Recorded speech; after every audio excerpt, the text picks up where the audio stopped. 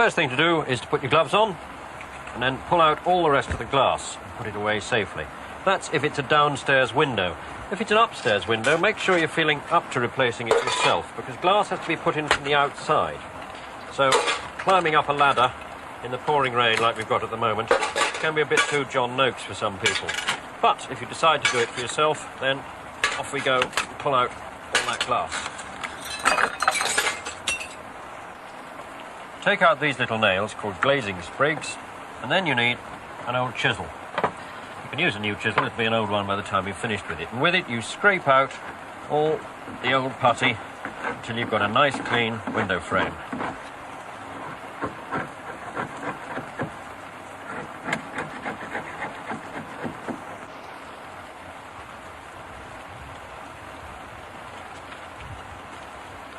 Then we measure the window frame 8 times to be absolutely certain, left and right, bottom, top, and again, and then we subtract 1/8 of an inch so there's a bit of a clearance for the glass. Then we remember that we don't know where the nearest glass merchant is.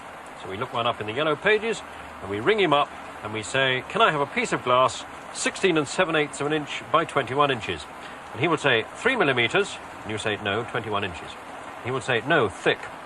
He's not being rude, he's merely checking on the thickness of glass that you want. Ask his advice. Ask him to make you a piece 16 7/8 by 21 inches, if that's the size you want. And say, can you pick it up in 10 minutes? So, off to the glass merchants.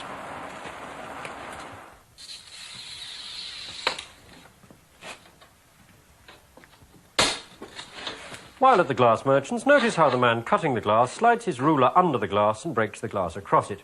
If you or I tried this, the glass would shatter into 1,000,000 fragments. But when a glass merchant does it, it makes a piece 16 7/8 of an inch by 21 inches.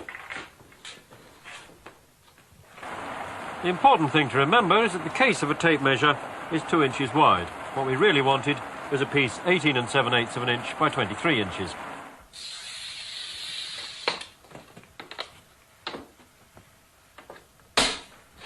While at the glass merchants, notice how he slides his ruler underneath the glass to break it. It fits. Well done, Cinderella. You shall go to the putty.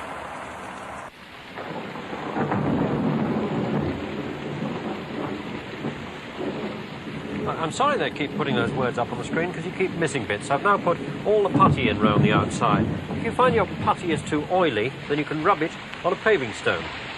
Be careful when you're picking it up because there may be dogs around. Then you make it into sort of putty sausages and press it into place all the way round there so that we've got a nice bed of putty to put the glass in. And then pick up the glass, of course, we put our gloves back on again, otherwise it can be dangerous. Pick up the glass, place it into the putty like that and press it into place. Gently.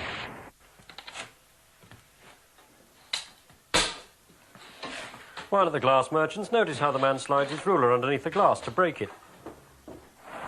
When you've got the new piece of glass in place, in the new putty, you hold it in place with these little nails called glazing sprigs.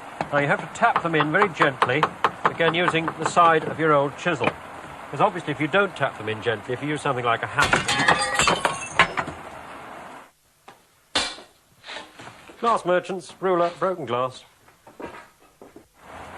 Now we're ready for the putty on the outside. Again, sausages of putty pressed into place with the fingers. You'll find your fingers are easier to use, in fact, than a putty knife, and it saves you buying a putty knife. That's assuming you already own your own fingers. And you want to keep your fingers dry throughout this, which is pretty hard, and it's pouring with rain. If you can't remember all the details of this, they are, of course, in the Odd Job book, price 95p from all good booksellers. Now, this window has entirely been done with just fingers and trimming it off using a kitchen knife, which my wife doesn't know that I've borrowed. There's no hurry over doing it because putty takes about 6 weeks to dry, so it's some time before you start painting this. Mind you, in 6 weeks there'll be very little left of this, because with all the other windows that I've done on the house, magpies have sat here on the windowsill and eaten all the putty, presumably thinking it was putty de foie gras.